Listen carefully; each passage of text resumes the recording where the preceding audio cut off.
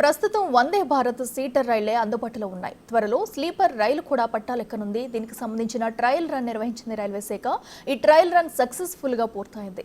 గంటకు 180 కిలోమీటర్ల వేగంతో పరుగులు తీసింది. అయితే అంత వేగంలోనూ నీటి గ్లాసు తొనకకుండా సాఫీగా ప్రయాణం సాగింది. ఈ వీడియోను రైల్వే మంత్రి అశ్విని వైష్ణవ్ ట్విట్టర్లో పోస్ట్ చేశారు.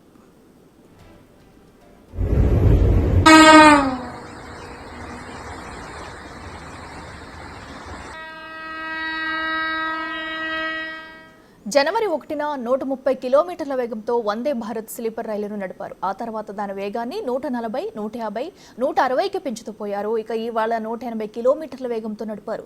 ఈ స్లీపర్ రైలులో మొత్తం 16 బోగీలు ఉంటాయి. 10 థర్డ్ ఏసీకి, 4 సెకండ్ ఏసీకి, 1 బోగీ ఫస్ట్ ఏసీకి కేటాయించారు.